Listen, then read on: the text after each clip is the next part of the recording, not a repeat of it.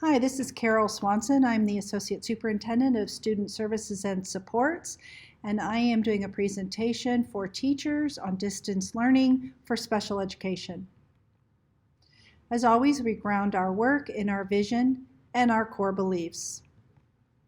In this presentation, we're going to talk about what distance learning is. We're going to talk about what we need to do to get started over the next few weeks, the instructional supports that are available. There is a sample of a daily routine and resources to get help and ask questions. In this COVID-19 pandemic and shelter-in-place order, we are all in uncharted territory. However, in the true NUSD spirit of continuous learning and improvement, we are launching distance learning for our students with disabilities. As we go, we will see what works and what doesn't. We will celebrate the wins and adjust when we need to. We are all in this together. To the best of our ability and to the extent possible in this virtual world, we are striving for individualization of services provided to each child, equity of programming, and access to instruction. Before we get started, I want to review a summary of key guidance points from the California Department of Education and the U.S. Department of Education. Bear with me while I read these to you. Number one, the LEAs should do their best in adhering to the IDEA requirements, including federally mandated timelines, to the maximum extent possible. Number two, IDEA has not waived any requirements at this time. Number three, in general, for purposes of determining LEA compliance only, CDE will consider the days of school site closure as days between the pupil's regular school session, similar to school breaks in excess of 5 days, planned in the instructional calendar. If the LEA can continue providing special education and related services as outlined in the IEP, or an agreed upon amendment to the existing IEP through a distance learning model, they should do so. Number five, given the unprecedented situation created by the threat of COVID-19, exceptional circumstances may affect how a particular service is provided under a student's IEP. In such a situation, the IEP team will need to make individualized decisions regarding whether compensatory services are required when the regular provision of services resumes. The LEA must provide equitable access to services for students with disabilities, with services appropriately tailored to the individualized needs of students to the greatest extent possible. There is no single service delivery method that will meet the needs of every student. Therefore, LEAs should consider employing a variety of service delivery options. LEAs may consider the use of accessible distance technology, instructional phone calls, and other curriculum-based activities that have been scaffolded based on student need. Number 8, districts must keep staff, students, and families safe. We all must follow the direction of our local and state leaders. Shelter in place means distance learning only. Number 9, when educational opportunities are provided to the general student population, then the district must ensure equitable access to the comparable opportunities for students with disabilities.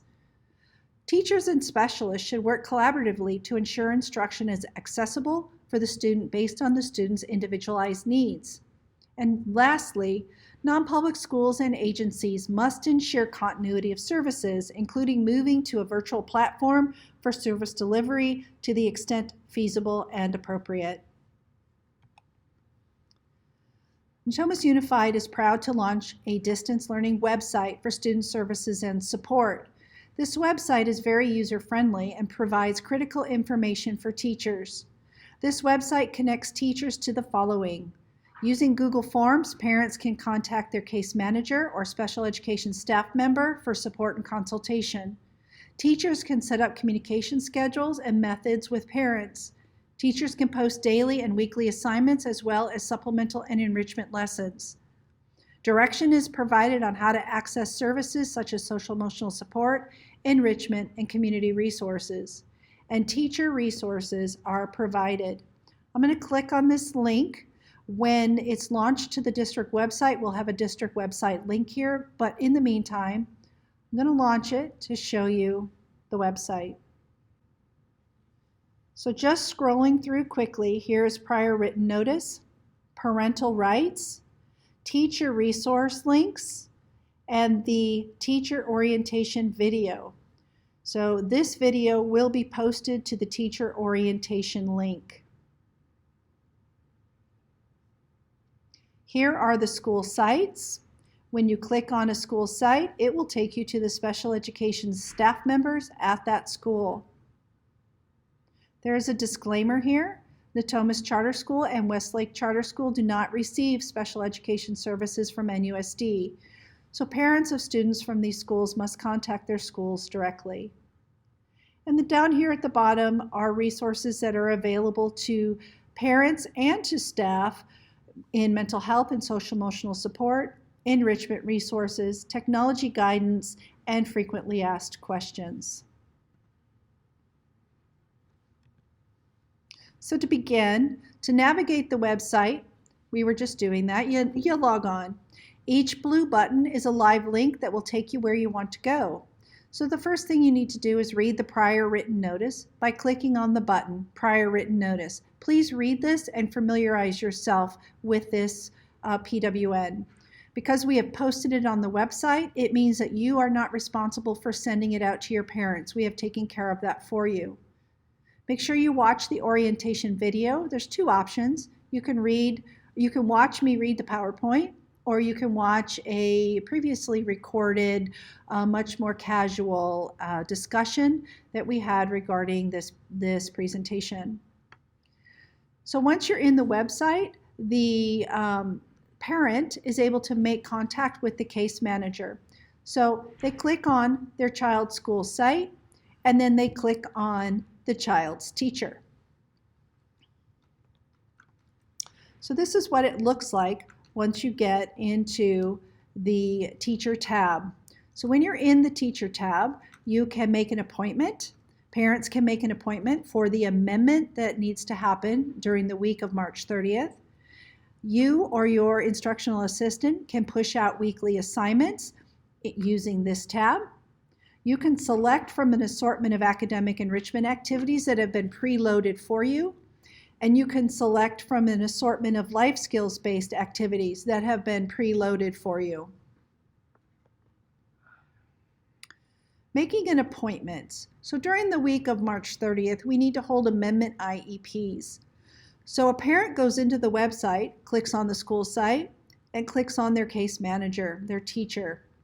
And then they click the appointment button, requesting an appointment with the teacher. When they click that button and they fill out the Google form, it gets mailed directly to the teacher.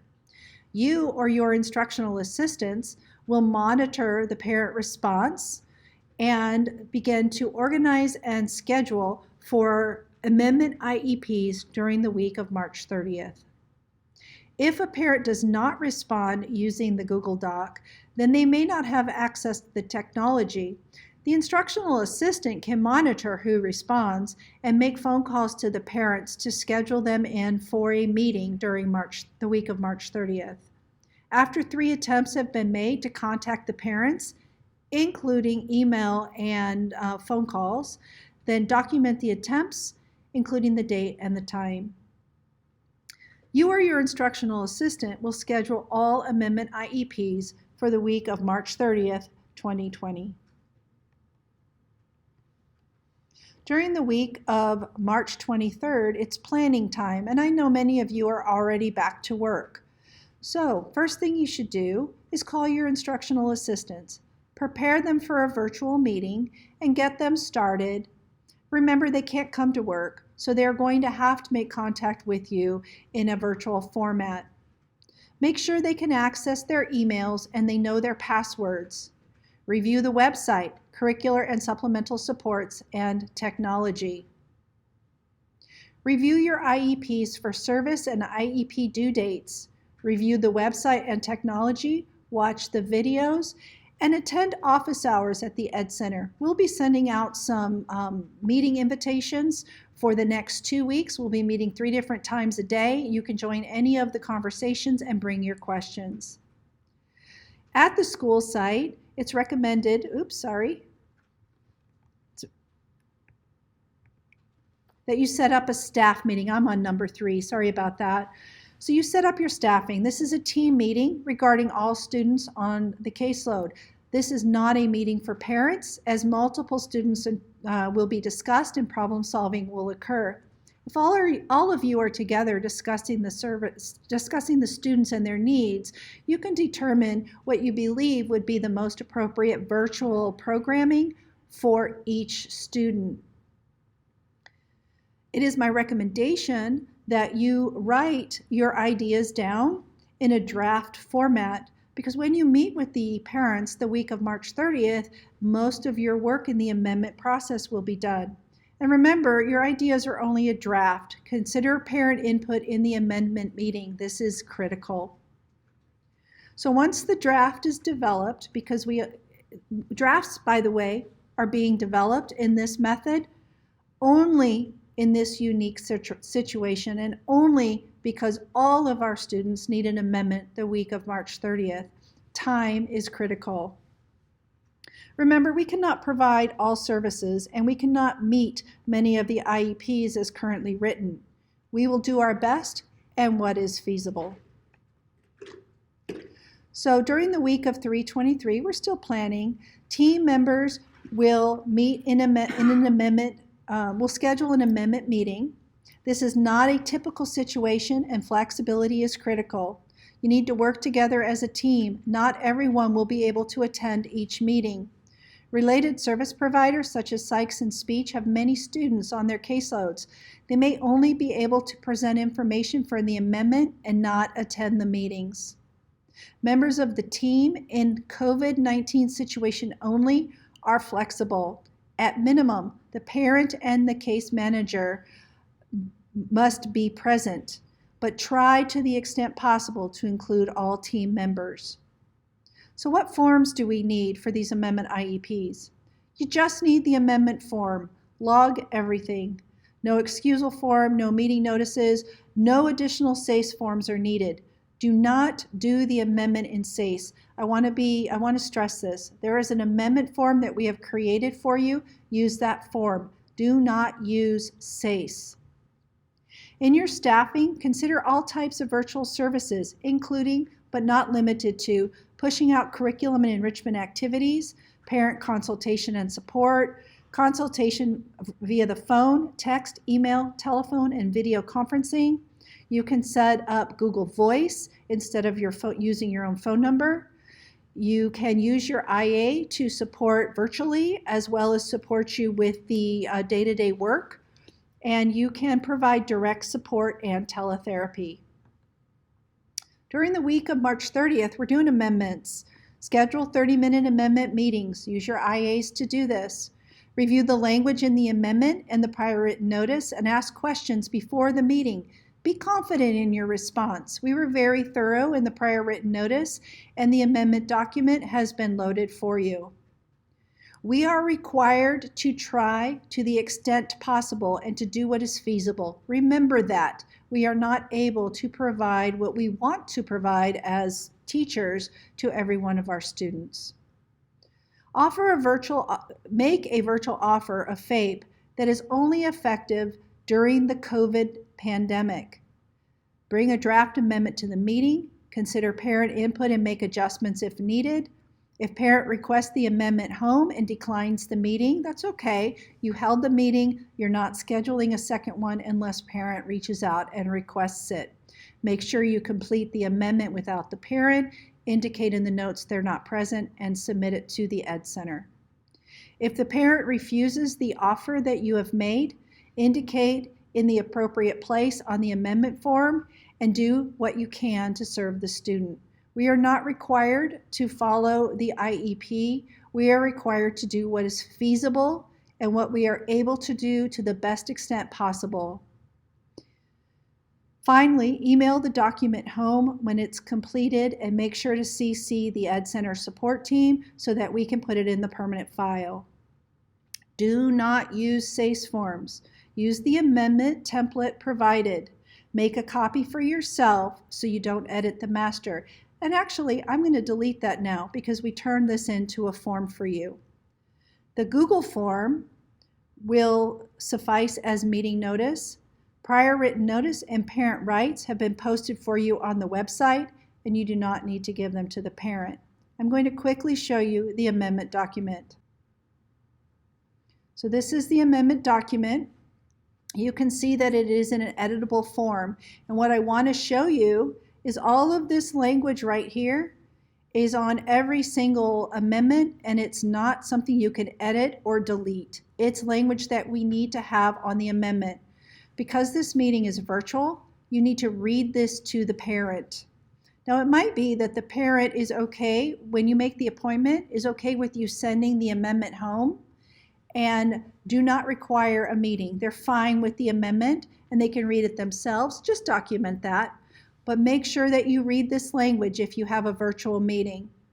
Then as you scroll down, everything you see in black is permanent. You have to ask and answer these questions. So who was present at the meeting? Parent agrees to hold the meeting virtually. Yes or no? What's the parent comment? Parent understands this amendment to the IEP will represent the district's offer to the best of the district's ability under these unique circumstances and is only effective for the duration of the closure. Yes or no? Parent comments. Don't leave parent comments blank. They're always going to have something to say.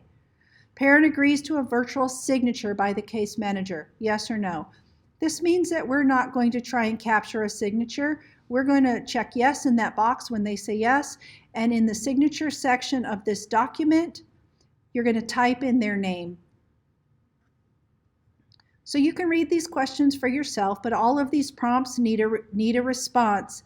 Then here you can see offer of FAPE during school closure. That's offer during school closure is the offer that we're presenting for our unique situation. Effective date is 4/20 until school resumes. And here is where you would write your offer. And make sure you include any additional meeting notices that need to be included. Now remember, the prior written notice is posted on the website. So I'm actually going to go in here and make a change to this comment I see right here because the prior written notice is posted. We do not need to mail it home. So I'm going to make that adjustment. But you can see here that everything that we need you to say to the parent is provided, and there's plenty of room here for individualized student decisions. So all services are virtual. Teachers will push out curricular assignments and supplemental activities and use your instructional assistants to help you with that. Create a schedule for students to follow during the day. We're hoping that during the week of April 6th, we can push out 5 weeks of schedules because our amendments will be done. Include the types of services that we will include, or the way we provide services is only limited by your imagination. Because I put something here does not mean I'm telling you to do that. I'm offering suggestions to you in case you are interested. So you can provide materials, and consultation, you can provide virtual tutoring, you can provide direct consult on a monthly basis. You can provide consult on a weekly basis. You can provide virtual support with an aide, with yourself, and ERMS and behavior support through the phone, email, text, tele, and video conferencing. Some services, as you're having your meetings and making these amendments, some services will need to be considered carefully. For example, physical therapy. If the parent has not already been trained on how to appropriately manipulate the muscles of a child, then it's not appropriate to offer virtual therapy for that student. So be careful with that. So the key here is to be flexible, to be feasible, what is feasible, and to try. This page here talks about our requirements for annual and triennial IEPs. So if a student has an annual IEP due, you're going to give it your best shot to hold that meeting. Because if you don't, you're going to have to hold it when you return, when school resumes. If a student has a try and the assessment is done, you might again try and hold that meeting. Because remember, IDEA has not been waived. If a student has a triennial IEP due and the assessment is not done, well, if the parent is willing to do a records review, you can hold the meeting. But if they're not, you may want to wait until school resumes. If the student has an initial referral and the assessment is done, try and hold the meeting. If the student has an initial referral and the assessment is not done, you're going to have to wait until school resumes, but you might consider inviting that student to join a tutoring group as an RTI intervention. If the student is going to turn 3, then we can do the assessments because they're interview-based, checklist-based primarily, and we can hold those transition meetings. What we don't want to happen is for school to start and we find ourselves with a large number of triennial and annual IEPs that we need to get done. So the week of April 6th is your prep meeting.